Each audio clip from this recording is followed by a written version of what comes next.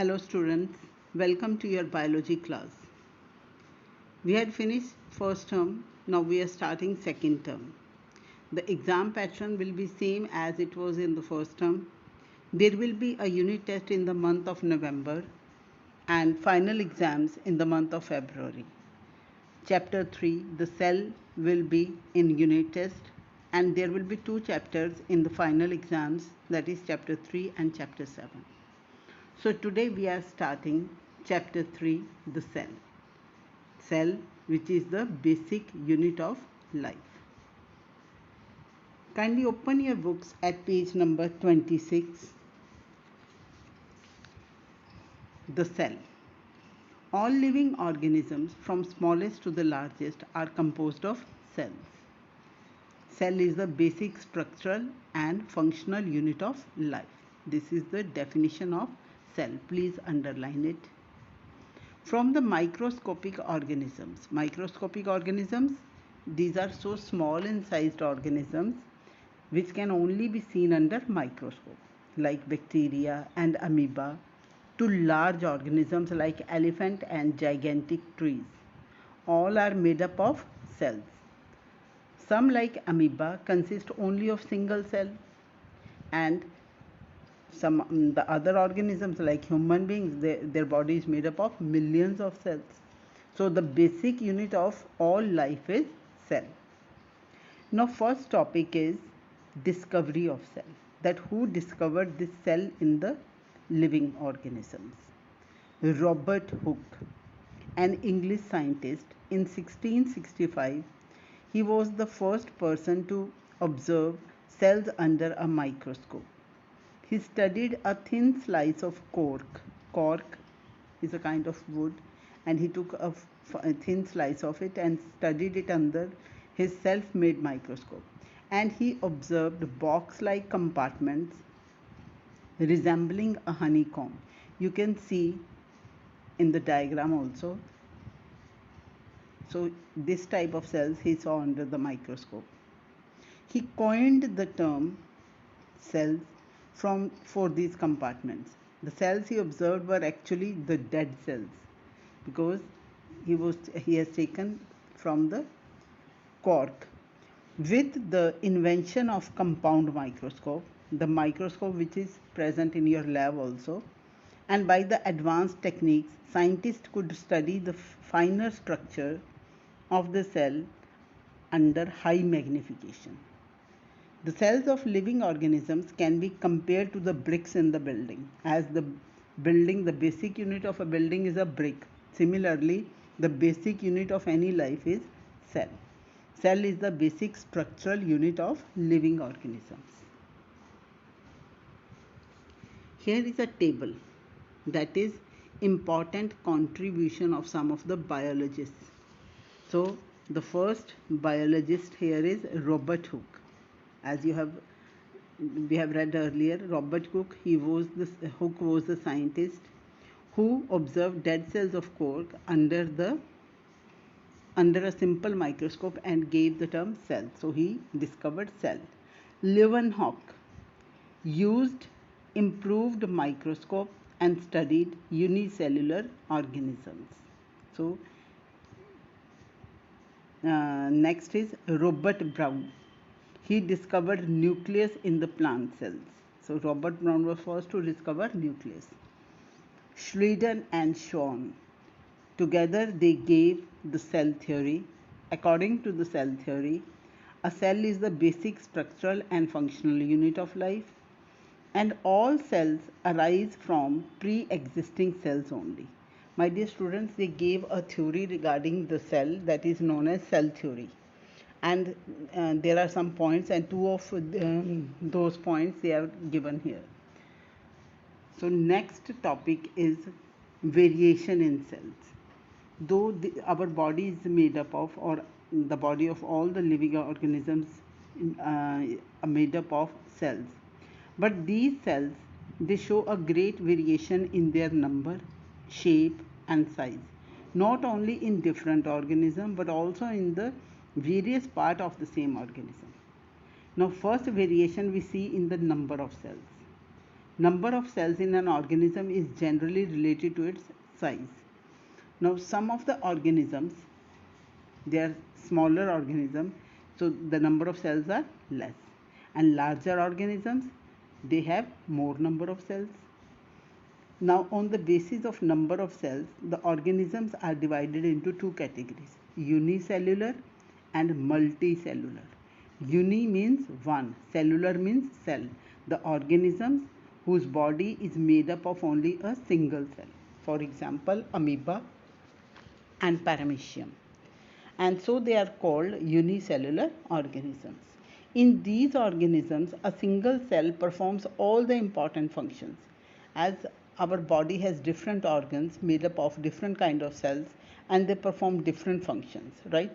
But in case of amoeba and paramecium, their body is made up of only single cell, but that cell is capable of performing all the life activities that are required for their growth and survival. In these organisms, a single cell performs all the important functions like it captures and digests food, respires, excretes, and reproduces. So this is unicellular. Then multicellular. Multi means many. The organisms whose body is made up of a few thousand to millions of cells, many cells. For example, a sponge has a few thousand cells, while a large organism like whales and humans, our body is made up of billions of cells. In these organisms, the cells are specialized to perform different functions. Second variation in the form of shape of the cells. Now cells, they can be found in different shapes according to the function they have to perform. Amoeba has no shape, it has irregular shape, it keeps on changing its shape, it has not a fixed shape. It has projections called pseudopodia. Pseudopodia are false feet. With the help of it locomotes. It moves from one place to another. For feeding, for moving, for capturing, and other activities, these are used. White blood cells. These are the blood cells, type of blood cells, they are found in our blood. And these are also irregular like amoeba. This helps them to change their shape, become thinner, and squeeze out the blood capillaries. Then muscle cells that make the muscles are cylindrical and or spindle shaped. You can see in the third diagram, these are muscle cells. This shape helps them to make bundles and give them strength to move together. Then nerve cells, they have a star shaped body and have long axons to receive and transfer messages. They have to receive and transfer message from one part of the body to the other, so their shape is helpful for this function, performing this function. Next variation is size of the cells.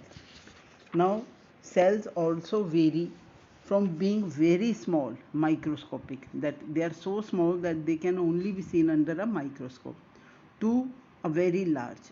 Now bacteria, they are smallest cells and are measured in microns, while nerve cell could be a few centimeters long. Now small cells like bacteria, its size varies from 0.1 micron to 1 micron. The cells of plants and animals, 10 micron to 100 micron. Nerve cell, 1 millimeter to 40 millimeter. Now nerve cell you can measure on your scale, but for measuring plants and animals, this scale is not sufficient. Eggs of birds are large cells. The largest cell is an ostrich egg, measuring 170 millimeter into 130 millimeter. Now there is an activity also, hen's egg is shown here. If you break open a hen's egg in a bowl, you will see a transparent part which is albumin and a yellow part which is yolk. Cytoplasm and nucleus are present in the yolk part of the egg. So don't confuse that albumin is the cytoplasm. So cytoplasm is present inside the yolk and nucleus in the center of the yolk. Size of the cell is not dependent on the size of the plant or animal. Size of a cell is related to its function. So doesn't mean if the size is small, the size of the cell is small. So it depends on the function. Nerve cell of a rat and an elephant can be of the same size. Now both they differ in their size, but their nerve cells, they are of same size. There is one activity to observe unicellular organisms. Observe, there are permanent slides in the biology lab.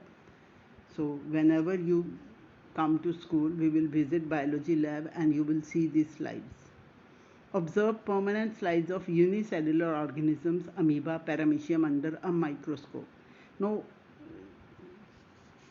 if we see these under microscope, what will be observed? Amoeba has an irregular shape. It keeps on changing its shape.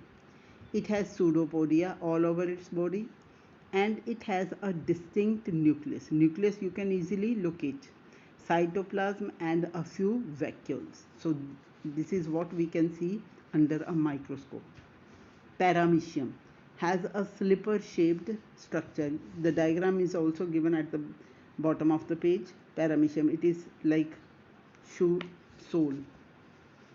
It has a fine cilia. Cilia means hair like structures that help to float all over the body. It has an oral groove, as you can see in the diagram. Two nuclei. It has two nucleus. One is big in size and the other is small. The bigger one is known as macronucleus and micronucleus, and a few vacuoles in its cytoplasm. Then Chlamydomonas. It is also a unicellular, oval or rounded shaped algae. It has two flagella. You can see flagella are whip-like structures which help to move Chlamydomonas in water. It has a cup-shaped chloroplast. You can see this dark green colored cup-shaped chloroplast and a light sensitive eye spot. So this is about the unicellular organisms. So my dear students, kindly read pages 26, 27 and 28 and do book exercise. And tomorrow onwards, next we will be starting parts of the cell and we study cell in detail. Till then, take care. Thank you.